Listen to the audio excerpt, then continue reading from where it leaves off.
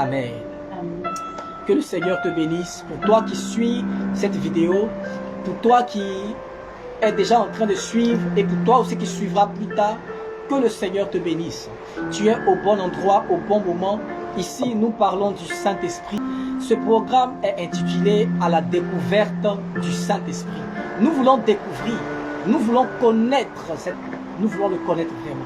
Si tu es un assoiffé comme moi, tu es à la bonne adresse. Que le Seigneur nous bénisse. Et on va commencer déjà par fermer les yeux et dire à Dieu, Seigneur, parle-nous ce soir au nom de Jésus. Saint-Esprit, viens parler à quelqu'un ce soir, en ces quelques minutes. En ces quelques minutes, viens parler à quelqu'un ce soir. À toi la gloire, à toi seul la puissance, à toi seul l'honneur, au siècle des siècles, au nom de Jésus-Christ de Nazareth. Amen. Amen. Amen. Réponds Amen chez toi si tu suis la vidéo. Amen. Que le Saint-Esprit te bénisse. Que le Saint-Esprit te bénisse. Nous avons besoin de toi, Saint-Esprit. Nous avons besoin de toi. Nous avons besoin de toi. Je vais dire ceci. Sans le Saint-Esprit, tu ne peux pas être un chrétien reconnu par Dieu. Sans le Saint-Esprit, tu ne peux pas être un chrétien qui marche vraiment dans les pas de Jésus. Sans le Saint-Esprit, tu ne peux pas vraiment t'approcher de Christ. Parce que dans le livre de Jean, le chapitre 14, à partir du verset 6, Jésus a dit, je suis le chemin, la vérité et la vie. Donc Jésus est le chemin, Jésus est la vérité et Jésus est la vie. Et dans Jean le chapitre 16, à partir du verset 13, lorsque Jésus parle du Saint-Esprit, lorsque celui qui est la vérité parle du Saint-Esprit, lorsque celui qui est la vie parle du Saint-Esprit, lorsque celui qui est le chemin présente le Saint-Esprit, il le présente comme l'Esprit de la vérité. Alors si Jésus est la vérité, c'est que le Saint-Esprit est l'Esprit de la vérité. Si Jésus est le chemin de la vérité, le Saint-Esprit est l'Esprit qui va t'emmener à rester et à demeurer sur le chemin de la vérité. Sur le chemin de la vérité. Le Saint-Esprit le fera. Avant d'entrer dans le message, je veux parler d'un point assez particulier. Vous savez, le Saint-Esprit est l'une des personnes qui est plus incompris dans la Trinité, plus incompris dans la vie chrétienne, plus incompris. C'est pourquoi je prie que le Seigneur lui-même accorde le temps et la force pour mieux expliquer. Pour mieux expliquer au nom de Jésus. Dans les Écritures dans le passé, on ne mentionnait pas le mot Saint-Esprit. On ne disait pas simplement Saint-Esprit. Mais on le présentait comme étant l'Esprit de Dieu. En d'autres termes, quelqu'un disait l'Esprit de Dieu est descendu. Et d'autres disaient souvent l'Esprit de l'Éternel est sur moi. Et certains disaient souvent l'Esprit du Seigneur. Et pour d'autres, c'était l'Esprit d'Élie. Dans le livre de Psaume, David va dire, Seigneur, ne m'enlève pas ton Esprit Saint. Donc, en ce moment, on parlait de l'Esprit de Dieu, de l'Esprit du Seigneur, de l'Esprit Saint, on parlait de l'Esprit d'Élie. Voilà comment est-ce qu'on le présentait. Voilà comment est-ce qu'on le présentait. L'Esprit de Dieu, hein, jusqu'à dans le livre de Jean, de Matthieu, le chapitre 1, à partir du verset 20, lorsque l'ange s'est révélé à Joseph, c'est l'une des premières fois, c'est la première fois que l'ange a dit à Joseph que le Saint-Esprit, Marie est tombée enceinte par la vertu du Saint-Esprit. C'est là qu'on a entendu pour la première fois dans les Écritures le mot Saint-Esprit. De cette manière-là, Saint et Esprit. Le mot Saint et Esprit. Sinon, toutes les fois, on a entendu parler de l'Esprit Saint. On a entendu parler de l'Esprit de Dieu. On a entendu parler de l'Esprit de l'Éternel. On a entendu parler de plusieurs noms. Mais à partir de Matthieu, le chapitre 1 et du verset 20, c'est là que Cet ordre-là sort. Saint-Esprit. Maintenant, je vous explique. Souvent, nous disons l'Esprit de Dieu. L'Esprit de Dieu. Ce thème Esprit de Dieu emmène certains croyants à ne pas considérer la présence de celui qui est là. Parce que pour certains, non, ce n'est pas Dieu, c'est juste son esprit. C'est comme on dira, c'est le représentant de Dieu ou le porte-parole de l'État. Donc du coup, il n'a pas la même s'il est considéré, même s'il est respecté parce qu'il porte la parole de l'État, mais il n'est pas respecté comme le chef de l'État. Donc du coup, lorsqu'on dit l'Esprit de Dieu, ça peut créer un problème dans la pensée des gens. Et on le minimise, on le calomnie, on même le rabaisse quelquefois, on l'ignore quelquefois. Oh, c'est juste l'Esprit de Dieu. Pour certaines personnes, c'est juste pour tomber dans les églises, dans les temples, dans les cellules. Excusez-moi, c'est ça, l'Esprit de Dieu. Donc quand on le comprend sur ce fait-là, l'Esprit de Dieu, on comprend mal. Je ne dis pas que le mot Esprit de Dieu est mal prononcé. Je ne dis pas que c'est mal prononcé. Mais là, je parle de notre compréhension, de nous, comment nous comprenons le mot Esprit de Dieu. Ça fait que beaucoup négligent le Saint-Esprit parce que non, c'est l'Esprit de Dieu. Mais quand on dit Dieu est là, ouf, le Seigneur Dieu est là. Mais alors que le Saint-Esprit, c'est Dieu. C'est là que les gens font l'erreur. Le Saint-Esprit, c'est Dieu. Quand tu prends Jean le chapitre 4, à partir du verset 23-24, la Bible dit dans Jean, or le Seigneur, la Bible dit dans Jean, Dieu est esprit. C'est ce que la Bible dit. Dieu, il est esprit. La Bible ne dit pas que Dieu est charnel, Dieu est chair. C'est vrai, il y a eu une période dans laquelle Dieu s'est fait chair et Dieu a marché sur la terre parmi nous et on a contemplé sa gloire comme la gloire d'un fils de l'homme. Mais la Bible dit, Dieu, il est esprit. Ça, c'est l'état de Dieu, c'est la nature de Dieu. La Bible nous révèle la nature de Dieu. Dieu n'est pas matériel, Dieu, il est esprit. Quand on parle d'esprit, on parle de quelqu'un qui est invisible. Il n'est pas dans le physique, mais il existe dans une autre dimension. Il est invisible. Donc Dieu, il est esprit. Et c'est là qu'on prend maintenant 2 Corinthiens 3, verset 17. La Bible va nous dire dans 2 Corinthiens, le chapitre 3, le verset 17. Or, le Seigneur, c'est l'Esprit. Or, le Seigneur, c'est l'Esprit. En d'autres termes, on peut même remplacer le mot Seigneur par plusieurs. Par plusieurs.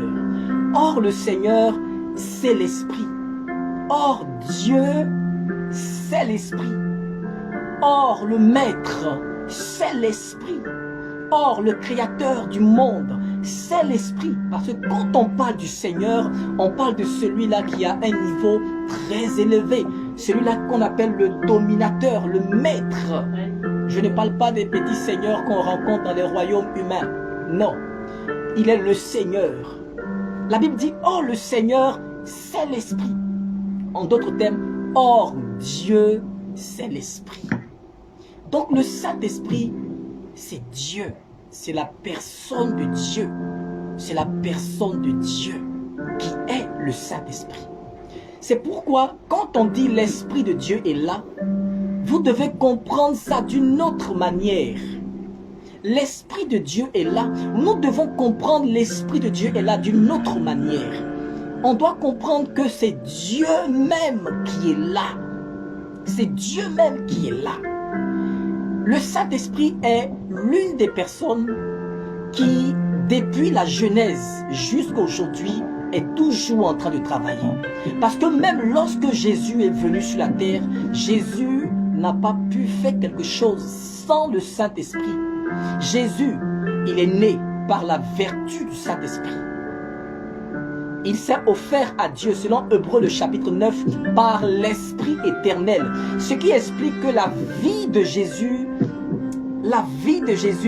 a été offerte, a été donnée par le Saint-Esprit. Parce que c'est le Saint-Esprit qui a participé à la naissance de Jésus.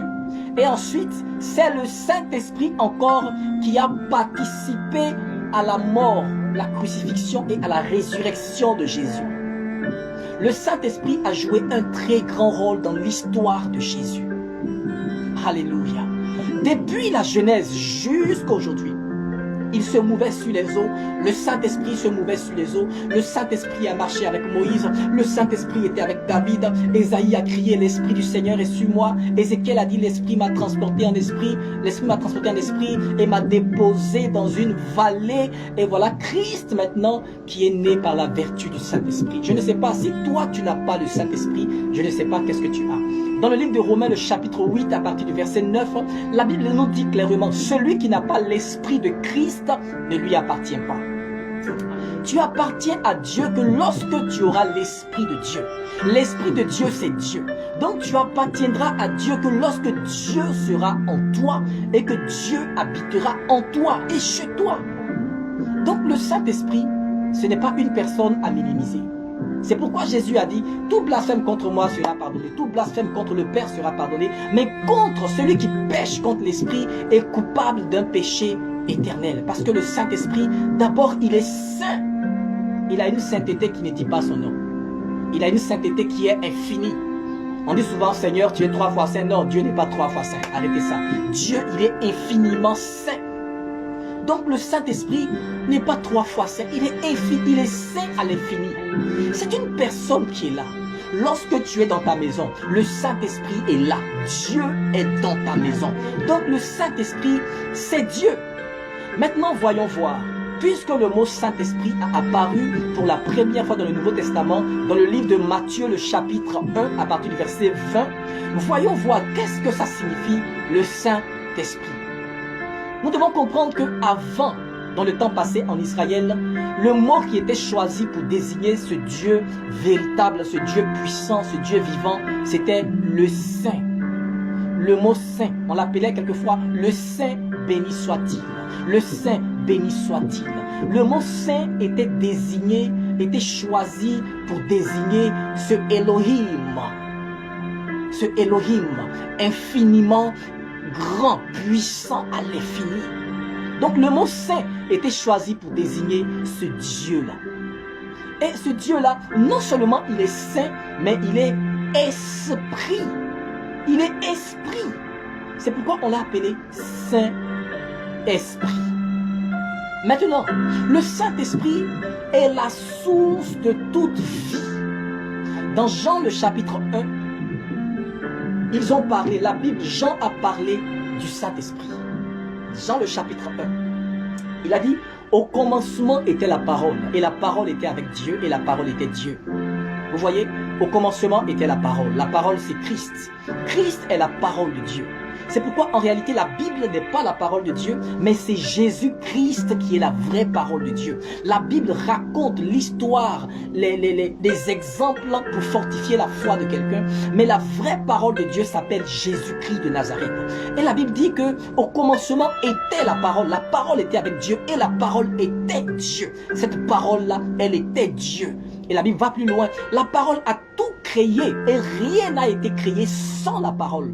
Le ciel, la terre a été créé par la parole. Mais ce qui va encore me toucher, c'est que en la parole même est la vie. Alors que le Saint-Esprit, c'est lui qui est la vie. La Bible dit que les lettres tuent, mais c'est l'Esprit qui donne la vie. Donc le Saint-Esprit qui donne la vie est dans la parole. C'est pourquoi la parole a commencé à créer des choses. Celui qui donne la vie est dans la parole. C'est pourquoi Jésus, avant de commencer l'œuvre, avait besoin de cette personne de Dieu près de lui. Tu peux avoir la parole, mais si tu n'as pas le Saint-Esprit, ça ne te servira à rien. C'est pourquoi cherche à connaître cette personne. Le Saint-Esprit, ce n'est pas un vent, c'est pas, je le dis très souvent, mais c'est une personne qui est là. C'est une personne qui est avec toi. C'est une personne qui est assise près de toi. C'est une personne qui marche avec toi à ton réveil, à ton coucher, chaque instant, chaque jour, chaque seconde, chaque période. C'est une personne qui est avec toi. C'est une personne qui est près de toi. C'est Dieu qui est près de toi. C'est Dieu qui est dans ton cœur. C'est Dieu qui change l'atmosphère de ta maison. C'est Dieu qui se révèle à toi. C'est Dieu qui se révèle à toi, le Saint-Esprit. Le Saint-Esprit, c'est Dieu lui-même qui se révèle à toi. Coucou, shalom, shalom, shalom, la famille en Christ, shalom, les amis du Saint-Esprit. Que le Seigneur vous bénisse. Je suis Dali Odilon, serviteur de Dieu. Voilà, je viens dire encore à quelqu'un que la paix de Dieu soit avec toi. Je veux humblement t'inviter à liker, à t'abonner et à partager au maximum afin de permettre à plusieurs personnes de connaître aussi le Saint-Esprit. Si ce message t'a fait du bien, humblement abonne-toi, like et partage. Que le Seigneur te bénisse. Ciao, ciao, shalom.